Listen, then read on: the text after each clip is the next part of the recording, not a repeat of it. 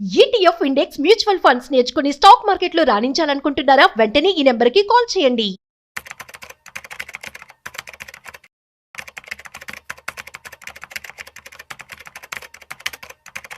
నమస్తే, welcome back to Suman TV. Present మనతో పాటు ఉన్నారు స్టాక్ మార్కెట్ అనలిస్ట్ సుందరామరెడ్డి గారు. నమస్తే సార్. నమస్తే అండి. సార్, ప్రెజెంట్ మార్కెట్ చూసుకుంటే డౌన్ఫాల్లో ఉంది కదా, మరి ఈ టైంలో పిఈ ఎంతవరకు తగ్గింది అనుకోవచ్చు? అంటే ఈ టైంలో ఇన్వెస్ట్మెంట్ చేయడానికి రైట్ టైం అంటారా? So price to earning ratio అనేది వన్ స్టాండర్డ్ అండి. మనం ఎక్కువ సార్లు వాల్యుయేషన్ పారామీటర్ మనం చూస్తూ ఉంటాం అనమాట. దాంతోపాటు గ్రోత్ పారామీటర్ కూడా మనం చూసుకోవాల్సి ఉంటుంది. అంటే మీరు అన్నట్టు పిఈ ప్రకారం చూసుకున్నారనుకోండి, అండ్ 1 year మనం చూసుకుంటే 22 ఉండేది, 1 year బ్యాక్ చూసుకుంటే. And last 5 years average PE 22 ఉండేది అనమాట. ఇప్పుడు అది 20కి వచ్చింది. అంటే 5 years యావరేజ్ పిఈ కన్నా కిందకు ఉంది. కాబట్టి డెఫినెట్గా చీపర్గా ఉన్నట్లెక్కే మార్కెట్ చీపర్గా ఉన్నట్లెక్కే. అండ్ ఈవెన్ మిడ్ క్యాప్ మనం చూసుకున్నాం అనుకోండి, మిడ్ క్యాప్ అంటే యావరేజ్ పిఈ 33 అనమాట. ఇప్పుడు మనం 30 ఉన్నాం. కాబట్టి మిడ్ క్యాప్ కూడా చీపర్గా వచ్చినట్లు లెక్క. అలాగే స్మాల్ క్యాప్ చూసాం అనుకోండి, 1 year యావరేజ్ పిఈ 30 అండి. అంటే 5 years యావరేజ్ పిఈ 27. ఇప్పుడు రీసెంట్గా 24కి వచ్చింది.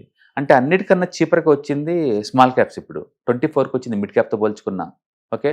అంటే కాబట్టి Nifty 20 PE and small caps 24 పిఈకి వచ్చేస్తున్నాయి. కాబట్టి చాలా దారుణంగా 5 years లో వాల్యుయేషన్ దొరుకుతున్నట్లు లెక్క మార్కెట్. బట్ అదే టైంలో స్మాల్ క్యాప్స్లో ఇన్కమ్ కూడా బాగా పెరిగింది. కాబట్టి this is the right time to allocate more money towards small cap and mid cap అనమాట. కాకపోతే ఒక గుర్తుపెట్టుకోండి, మనం ఎప్పుడు వాల్యుయేషన్ కల్లా ఒకటే చూసే బదులు గ్రోత్ పారామీటర్ కూడా చూసుకుంటే బెటర్ అనమాట. ఇండియాలో ఈపీఎస్ స్మాల్ క్యాప్స్ బాగా పెరుగుతుంది. లాస్ట్ క్వార్టర్లో యావరేజ్ గ్రోత్ 15% ఉంది. నిఫ్టీతో పోల్చుకుని చాలా ఎక్కువ అది. కాబట్టి మార్కెట్లో ఈ డీసెంట్గా వచ్చిన కరెక్షన్ని small caps and mid cap stock selection కానీ లేకపోతే మ్యూచువల్ ఫండ్ సెలక్షన్ కానీ బాగుంటాయి. డెఫినెట్గా మంచి టైం ఇది. బేసికల్గా ఇది ఏంటంటే, మనం ఎక్కువ సార్లు షార్ట్ టర్మ్ చూసి చాలా ప్యానిక్ గ్రోత్ ఉంటాం, కానీ లాంగ్ టర్మ్ పాయింట్ ఆఫ్ చూస్తే ఈక్విటీ మార్కెట్లో ఈ ఒడిదుడుపులు అనేది మామూలు విషయం. పడతాం లేవటం మామూలుగానే చూస్తాము. అండ్ ఇట్లా వాల్యుయేషన్ కరెక్షన్ అయినప్పుడల్లా మనం కొన్నాం అనుకోండి, లాంగ్ టర్మ్లో మనకి బెనిఫిట్ అవుతుంది అనమాట. షార్ట్ టర్మ్లో ఏంటంటే ప్రతి పెయిన్ కూడా అది ప్యానిక్ కూడా పెయిన్ అవుతూ ఉంటుంది అనమాట, అనవసరంగా ఎంతే అండి. బట్ కొత్త వాళ్ళకి అది డిస్కౌంట్ కాబట్టి హ్యాపీగా ఉంటుంది. కోవిడ్ తర్వాత వచ్చిన వాళ్ళందరికీ డిస్కౌంట్ 38% డిస్కౌంట్లో వచ్చింది. బట్ కోవిడ్ కన్నా ముందు అంటే వాళ్ళకి చాలా పెయిన్గా ఫీల్ అవుతుంటారు. ఇట్లాంటి ప్రతి డ్రాడౌన్స్ అన్నీ కూడా పెయిన్గానే ఉంటాయి. But still that's good buying opportunity అనమాట. డెఫినెట్గా మీకు ఎస్ఐపీలు పెట్టే అలవాటు అనుకుంటే డబల్ చేయండి. ఎస్ఐపీలు ఎక్కువ యూనిట్లు గ్యాదర్ చేసుకోండి. ఎందుకంటే తక్కువ రేటుకి ఎక్కువ యూనిట్ రావడం మంచిదే కదా. అండ్ వీటన్నిటి మన నిఫ్టీ 30,000 దగ్గర 35,000 దగ్గర డంప్ చేసుకోండి. సింపుల్. అంటే మీరు చాలా వీడియోలో చెప్పారు కదా, షార్ట్ టైం కంటే లాంగ్ టర్మ్ ఇన్వెస్ట్మెంట్స్ పెట్టాలి అని చెప్తా ఉంటారు. రిటర్న్స్ బాగుంటాయి. అవును, ఎందుకంటే గోల్ ఓరియంటెడ్ అంటే క్లారిటీ ఉంటుంది. గోల్స్ ఏమి లేకుండా మనీ తీసుకోవాలనుకోండి, ఒక పర్పస్ లేకుండా మనీ గ్యాదర్ చేసుకున్నాం అనుకోండి, ఎందుకు చేస్తున్నా తెలియదు కాబట్టి ఊరుకుని ప్యానిక్ గ్రోత్ ఉంటారు. ఒక పర్పస్ కోసం అనుకోండి, క్లారిటీ ఉంటుంది. అందుకని ఎప్పుడైనా ఏదైనా ఎసెట్ మీరు కొనే ముందు ఏ పర్పస్ కోసం కొంటున్నారు క్లారిటీగా ఉన్నారనుకోండి, మీకు అదే హ్యాపీనెస్ ఇస్తుంది అనమాట. అది అంటే మార్కెట్ ఫ్లక్చుయేషన్స్ అవుతున్నాయి, ఇలాంటి టైంలో లాంగ్ టర్మ్ గా ఉంటే కనుక రిటర్న్స్ బాగుంటాయి. అసలు డెఫినెట్గా ఉంటుంది. మీరు ఇదే కాదు, ఎంత వరస్ట్ అయినా సరే ప్రతి అసెట్కి ఒక సైకిల్ వచ్చింది. మీకు గోల్డ్ ఉందనుకోండి, 10 years కామ్ కూర్చుంది, 5 years నుంచి బాగా పెరగలేదా? రియల్ ఎస్టేట్ అంతకుముందు బాగాలేదు, తెలంగాణ ఎడ్యుకేషన్ ఉన్నప్పుడు, టీఆర్ఎస్ గవర్నమెంట్లో ఉన్నప్పుడు బాగా పెరగలేదు.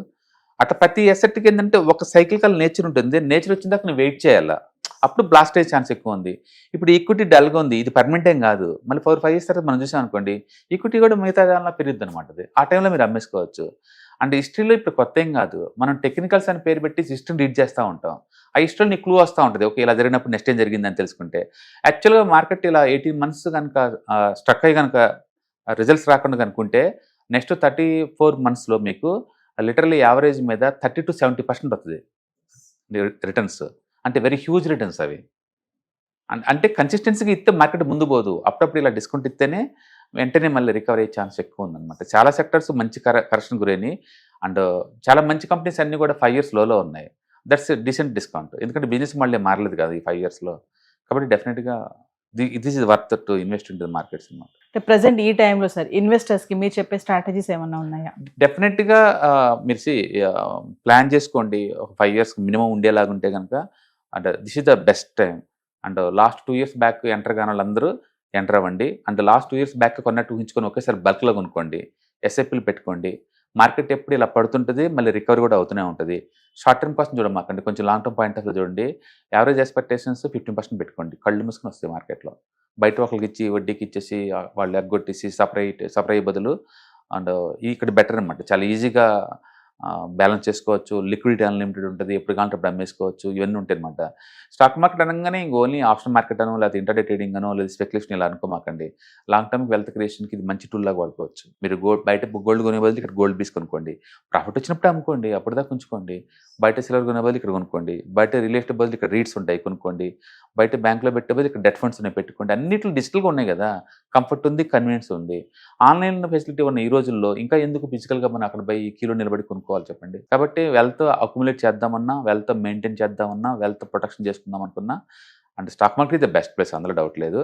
అండ్ బ్యాడ్ థింగ్ ఏంటంటే వాలటిలిటీ అప్పుడప్పుడు ఇలాంటి డిస్కౌంట్ సేల్ వస్తూ ఉంటాయి. కొత్తగా వచ్చిన వాళ్ళు పెట్టుకోవచ్చు, పాతలు కూడా మనీ ఉంటే కనుక ఆల్కేట్ చేసుకోవచ్చు. అంటే మార్కెట్ ఇలా అప్ అండ్ డౌన్స్ అవుతున్న ఈ టైంలో సార్ కొంతమంది అగ్రెసివ్ గా బయటకు వచ్చేద్దాం అనుకుంటా ఉంటారు, మరి అలాంటి వెరీ రాంగ్ టైం ఇది. ఎందుకంటే ఎప్పుడైనా ప్రాఫిట్లు ఉన్నప్పుడు బయటికి పోవాలి తప్ప లాస్లో ఉన్నప్పుడు బయటికి పోవాల్సిన అవసరం లేదు. కాబట్టి ఈ టైంలో మార్కెట్లో ఉండటం బెటర్ అనమాట. ఇంకా కొన్ని యాడ్ చేసుకోండి ఈ టైంలో, ఇది ఆపర్చునిటీస్ అనమాట. ఎక్కువ మంది లివరేజ్ తీసుకొని అప్పులు తెచ్చుకొని ఎంటర్ అవుతారు సార్, వాళ్ళు పెయిన్ గురవుతారు, మధ్యలో డ్రాప్ అవుతారు. బట్ మీ ఓన్ మనీ అయితే మార్కెట్లో ఉండటం బెటర్ ఈ టైంలో. Thank you. రైట్.